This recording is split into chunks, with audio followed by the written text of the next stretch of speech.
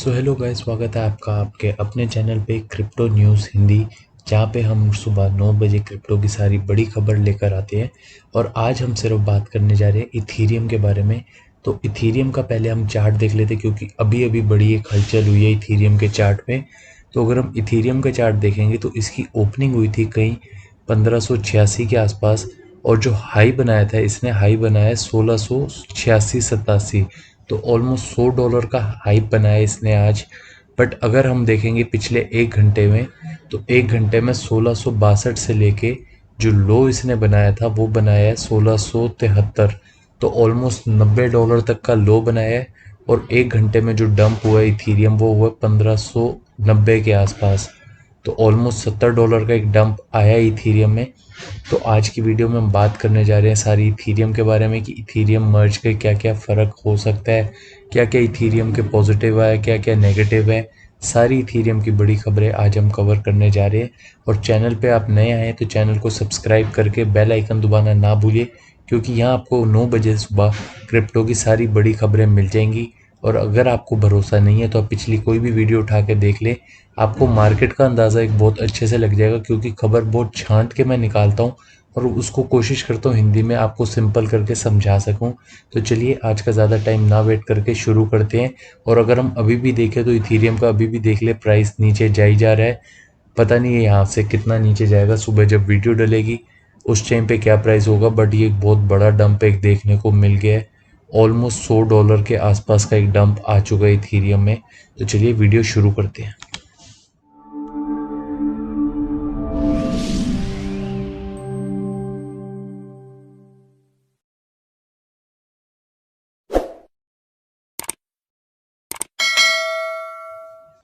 तो चलिए चलते हैं आज की पहली खबर पे, जो कि इथेरियम की ओर से।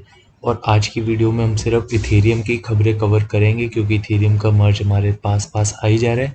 तो उससे क्या फ़र्क पड़ेगा मार्केट में, क्या नई खबरें आ रही हैं, तो आज सिर्फ उसी के बारे में बात करेंगे। और सबसे पहली खबर आती है कि आज अगर हम मार्केट देखें तो इथेरियम में जो प्राइस का चेंज आया था उससे कहीं ना कहीं बिटकॉइन का प्राइस भी ऊपर की तरफ को आया है। तो क्या ये जो मर्ज हो रहा है इथेरियम का, ये लोगों की एक्सपेक्टेशन से मिल पाएगा? जो लोग इससे एक्सपेक्ट कर रहे हैं मर्ज से, क्या ये चीज़ें पूरा कर पाएगा? तो चलिए इसके बारे में डिटेल में बात करते हैं। तो जैसे कि खबर आई है, इथेरियम ने अभी जस्ट बेllatrix अपग्रेड अपना किया है और वो मर्ज के बहुत ही करीब आ ही जा रहा है। तो जो बिटकॉइन है उसका प्राइस 20,000 के नीचे फंसा हुआ है। बट अगर हम आज की मार्केट देखेंगे तो वहाँ पे ऑल्ट कॉइन और इथेरियम पॉजिटिव रहे हैं, तो उससे कहीं ना कहीं बिटकॉइन का प्राइस भी थोड़ा सा ऊपर आया है। तो अगर हम आज का प्राइस देखेंगे तो बिटकॉइन का प्राइस 19,900 के आसपास ही चल रहा है। बट अगर हम इथेरियम का प्राइस देखेंगे तो पिछले कुछ टाइम से इथेरियम $1670 पे टच कर गया है, जो कि 7 से लेके 8% तक का एक दिन का प्रॉफिट है। बट अगर हम बिटकॉइन का देखेंगे तो बिटकॉइन हार्डली पॉइंट कुछ परसेंट ऊपर या पॉइंट कुछ परसेंट नीचे, यही इसका पूरे दिन का रहा है। तो कहीं ना कहीं इथेरियम का फर्क पड़ने से बिटकॉइन का प्राइस भी थोड़ा सा खींचेगा, क्योंकि मार्केट जैसे जैसे ऊपर को जाएगी तो बिटकॉइन भी थोड़ा थोड़ा बढ़ेगा उसके साथ साथ। तो अब बात करते हैं, क्या इथेरियम बिटकॉइन को फ्लिप कर सकता है, उसकी डोमिनेंस मार्केट से ख़त्म कर सकता है?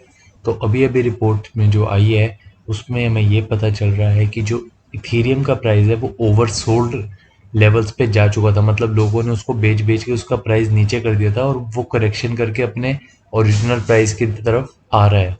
तो जैसे जैसे सेलिंग प्रेशर इथेरियम की ओर से ख़त्म हो रहा है, उसका प्राइस वापस बाउंस करके ऊपर की तरफ को जाई जा रहा है। और जो बड़े इन्वेस्टर्स हैं जो रिसर्च करते हैं इन सब पे, उनका मानना ये है कि इथेरियम जो है वो इस डेकेड का एसेट होगा। मतलब कि बहुत पॉजिटिव उनकी सोच है इथेरियम को लेकर और उसके मर्ज के बारे में। जैसे हमने पिछली वीडियो में बात करी थी कि इथेरियम के मर्ज से जो भी इसकी अपग्रेडेशन होने वाली है, तो उससे हमको पता चला था कि इथेरियम के जो अपग्रेड होगा तो उससे 1 लाख ट्रांजैक्शंस पर सेकंड पॉसिबल हो पाएंगी। और उससे जो इन्फ्लेशन थी वो पॉइंट कुछ 43 के आसपास आ गई थी, जो मेरे को याद आ रहा है। तो वो बाकी अगर आपको कंफर्म करना है तो आप पिछली वीडियो में जाके देख सकते हैं। तो उसका हमको कहीं ना कहीं एक पॉजिटिव इम्पैक्ट दिख रहा है, और इथेरियम की कहीं ना कहीं डोमिनेंस मार्केट में इससे बढ़ने के चांसेस बहुत ज़्यादा है। तो अब चलते हैं अगली खबर पे, वो भी इथीरियम के बारे में है। जैसे मैंने बताया था आज सिर्फ इथीरियम की खबरें ही कवर करेंगे। तो इथीरियम ने आज जो उसकी रेजिस्टेंस बहुत बड़ी बनी हुई थी उसको तोड़ा है, और अब इसमें हमको बताया जा रहा है कि अगले बुलिश लेवल क्या है ट्रेडर्स के लिए, क्या नई सपोर्ट और रेजिस्टेंस है जो एक बंदा जो ट्रेड कर रहा है उसको देख के चलना चाहिए। तो जैसे कि आज की अगर हम इथेरियम का प्राइस देखेंगे तो इथेरियम एक पॉजिटिव बुलिश मोमेंटम में गया है, जहाँ पे इसने 1625 तक का टच करके अभी चल रहा है इस टाइम पे। और अगर हम बिटकॉइन की, जैसे हमने पिछली न्यूज़ में बात करी थी कि बिटकॉइन में कोई ज़्यादा पॉजिटिव चेंज नहीं आया, बट इथेरियम ने आज बहुत ज़्यादा पॉजिटिव दिखाया है। और अगर आज का हम देखें तो ऑलमोस्ट 5% अप आया है इथेरियम। अभी 4.6 या 7 के आसपास चल रहा है जो मैंने लास्ट चेक किया था, बट एक एवरेज लेंगे तो 5% हाई उसने किया है। और अगर अगला जो इसका टारगेट आएगा वो $1700 तक का जोन को वो टेस्ट करेगा। अगर हमको मेन चीज़ ये देखनी है कि $1700 का अगर ये रेजिस्टेंस तोड़ देता है तो यहाँ से इथीरियम कोई बड़ी बात नहीं $2000 तक टच कर जाएगा। बट अगर वहाँ से रिजेक्शन हो जाती है तो इसका अगला क्या सपोर्ट बनेगा। तो अगर हम आज के इसकी देखेंगे चार्ट तो उसके अंदर इसमें दिखा रहा है जो 100 आवर की सिंपल मूविंग एवरेज है वो इस टाइम इथीरियम की 1600 पे चल रही है, और इथीरियम का प्राइस उसके ऊपर चल रहा है। तो कहीं ना कहीं इनकी पॉजिटिव न्यूज़ आ रही है। बट जो इसकी सपोर्ट अभी क्रूशल सपोर्ट देखी जाएगी वो कहीं 1580 से लेकर $1600 तक के बीच में है। अगर यहाँ पे इथीरियम का प्राइस गिरता भी है और वो यहाँ से बाउंस बैक मार लेता है, क्योंकि यहाँ पे कहीं ना कहीं माना जा रहा है कि एक बहुत ज़्यादा स्ट्रॉन्ग यहाँ पे बाइंग पोजीशंस हैं लोगों की। तो अगर यहाँ से एक बाउंस बैक आता है तो वो ऑब्वियसली 1680 $1700 तक की टच करेगा रेजिस्टेंस। और हमको मेन अब ये देखना है कि ये जो इसके क्रूशल पॉइंट्स हैं, अगर ये सपोर्ट टूटती है तो यहाँ से एक प्राइस ड्रॉप देखने को मिल सकता है नीचे 1550 1530 तक का। बट अगर यहाँ से ऊपर की रेजिस्टेंस टूटती है तो 1700 से सीधा 1740-50 तक हम देख सकते हैं। हो सकता है 1800 भी पहुंच जाए, कोई बड़ी बात नहीं, क्योंकि इथेरियम का मर्ज पास आ ही जा रहा है। और कहीं ना कहीं एक हाइप बनती है, तो क्रिप्टो में हम लोगों को पता ही है बड़े अच्छे से कि जब भी न्यूज़ आती है कोई उसकी हाइप होती है तो लोग उसको खरीदते हैं। बट जैसे जैसे न्यूज़ पास आती है तो वो चीज़ को लोग बेचना शुरू कर देते हैं और प्रॉफिट्स अपने बुक कर देते हैं। तो हो सकता है यहाँ पे भी वही फॉर्मूला चल रहा हो कि buy the hype sell the news. कोई बड़ी बात नहीं है, इसके बारे में अब हम कुछ कह नहीं सकते। बट हाँ, अभी तक जो इथेरियम के मर्ज की खबरें आ रही है वो सब बहुत पॉजिटिव है, और लॉन्ग रन में ये बहुत अच्छा इम्पैक्ट बनाने वाला है क्रिप्टो मार्केट के ऊपर। तो चलिए चलते हैं आज की आखिरी खबर पे, जो कि है माइनिंग सीईओ की ओर से कि इथेरियम का जो मर्ज हो रहा है वो जो दूसरे कॉइन्स हैं उनको माइनर से भर देगा। तो इसके बारे में मैं आपको अच्छे से पूरा समझाता हूँ। तो जैसा कि अगर आप लोगों ने पिछली वीडियो देखी होगी तो उसमें बताया था कि इथेरियम की जो इन्फ्लेशन रेट थे, बर्निंग रेट थे, वो 4.3 से लेके 0.4 पे आ गई थी। एग्जैक्टली मेरे को भी याद नहीं, मैंने अभी बताया, बट हाँ जो मेरे को पिछली वीडियो बनाई थी तो उसका मेरे को याद है थोड़ा बहुत। तो उससे क्या होगा कि प्रॉफिट्स कम होते रहेंगे, और जो क्रिप्टो के माइनर्स हैं जो इथेरियम की माइनिंग करते थे तो वो बड़ा एक एक्सपेंसिव सेटअप लगता है। वो कोई बहुत छोटा सेटअप नहीं होता, उसमें बड़ा सेटअप होता है।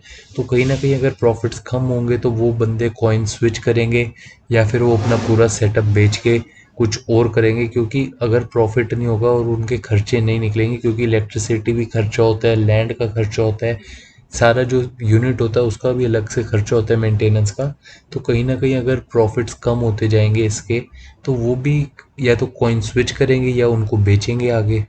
तो जो एंडी लॉन्ग हैं, सीईओ हैं जो बिटकॉइन माइनर वाइट रॉक के, तो उन्होंने ये सारा समझाया अच्छे से कि जो क्रिप्टो की माइनिंग कर रहे हैं इस टाइम पे, या तो वो अपने लिए एक नया पैस्चर ढूंढेंगे, नए लैंड ढूंढेंगे, या वो अपने सारे प्रोसेसर चिप्स को धीरे धीरे करके बेचना शुरू करेंगे, या वो फिर कहीं और कॉइन्स पे स्विच करेंगे, उनकी माइनिंग करना शुरू करेंगे जहाँ पे उनको कुछ प्रॉफिट मिलता है।